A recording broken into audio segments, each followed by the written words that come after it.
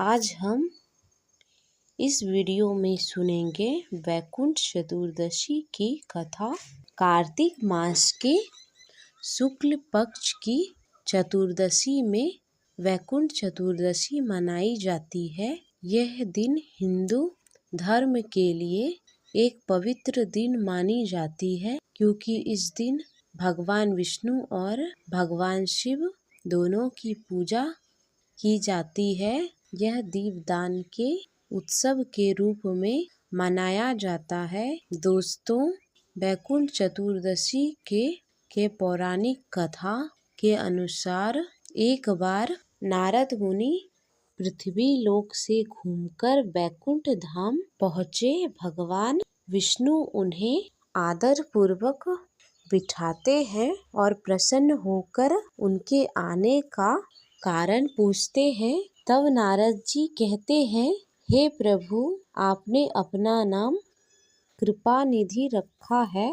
इससे आपका जो प्रिय भक्त है वही तर पाते हैं। जो सामान्य नर नारी हैं वह वंचित रह जाते हैं। इसलिए आप ऐसा कोई सरल मार्ग बताइए जिससे सामान्य मनुष्य भी आपकी भक्ति कर मुक्ति पा सके। यह सुनकर भगवान विष्णु बोले, हे नारद, मेरी बात सुनो।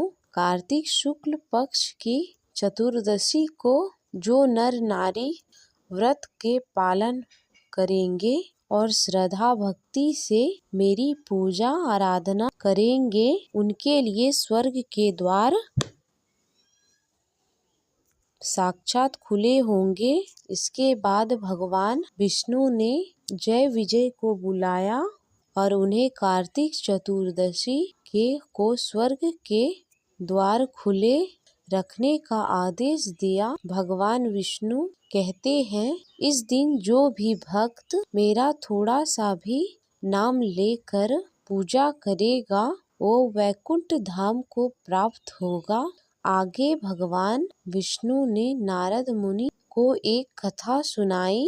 एक समय की बात है, उज्जैन नगरी में धनेश्वर नाम का एक ब्राह्मण रहा करता था, जो रस, कंबल और चमड़े का व्यापार करता था। वो सदा दुष्कर्म में लिप्त रहता था। व्यापार के लिए वह नगर नगर घूमता था।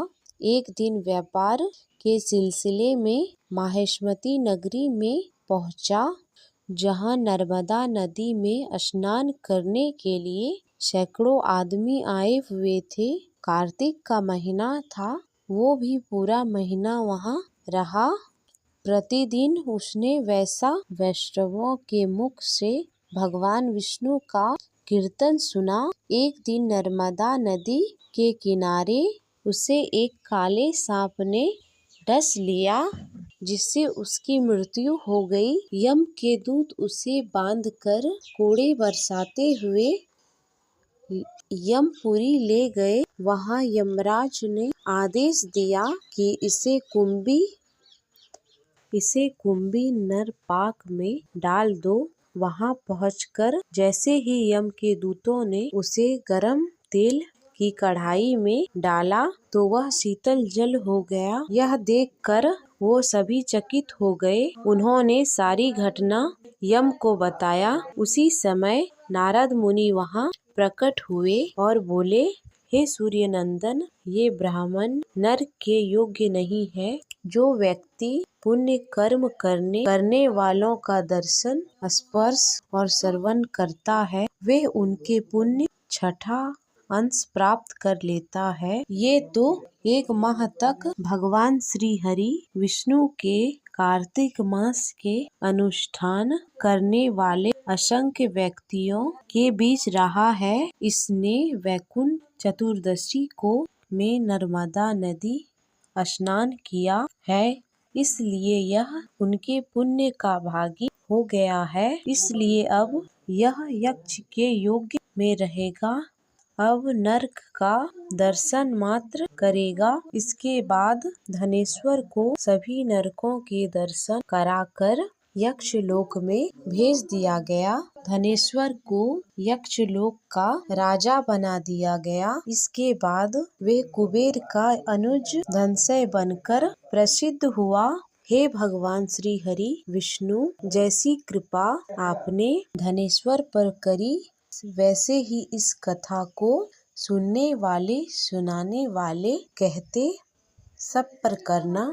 वैकुंठ चतुर्दशी का व्रत सभी श्रद्धालु पुत्र प्राप्ति यह संतान प्राप्ति की कामना से मनाते हैं, तो अनेक वही श्रद्धालु मोक्ष के भाव से इस दिन की पूजा अर्चना करते हैं।